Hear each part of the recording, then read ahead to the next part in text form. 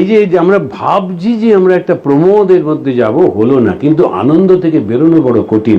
অ্যাডভার্টাইজমেন্টগুলো এতভাবে দেয়, ভীষণ বেরোনো মুশকিল। একজন লোক সে এমনভাবে জীবনটাকে গঠন করেছিল, 50% পাপ করেছে আর 50% পুণ্য।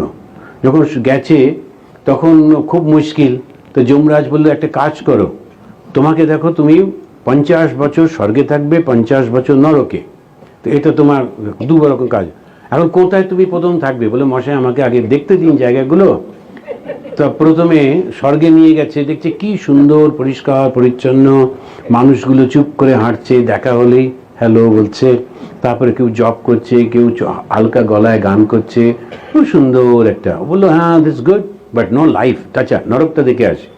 এবারে নরকে গেছে, দেখছি হই হই হচ্ছে, লাল নীল সব লাইট, এমন আওয়াজ কান পাতা দেয়, তার মধ্যে সবাই জম্প করে লাফাচ্ছে, খাওয়া দাওয়া হচ্ছে। বলো, এটা নরক? বলে, হ্যাঁ আমি এখানেই থাকবো, এখানে লাইফ আছে না, এখানে থাকবো।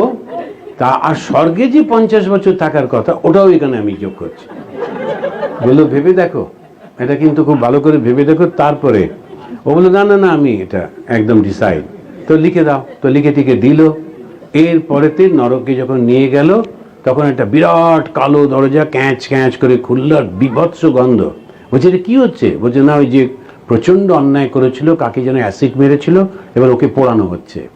তো একদম তেলের মধ্যে ডোবানো হচ্ছে আর তোলা হচ্ছে, এরকম সব হচ্ছে। ওই বলে, মাই গড, এটা কি? বলছে, এটা নরক। কালকে যে দেখালে, বলে অ্যাডভার্টাইজমেন্ট ডিপার্টমেন্ট।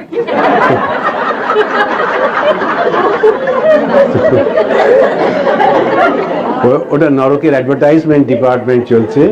সুতরাং এখন আমাদের খুব ভালো করে বুঝতে হবে, অ্যাডভার্টাইজমেন্ট দেখে খবরদার পা দেবেন না, খুব বুঝে শুনে। তবে এখন ওরা তো দেবেই ওরকম ভাবে অ্যাডভার্টাইজমেন্ট। তাই আমার দাঁতের মাজন যদি মাজো, তারপরে দেখা গেলো মাজার পর দাঁতটাই নেই। খুবই সুবিধে, সমস্যাই থাকছে না। দেখুন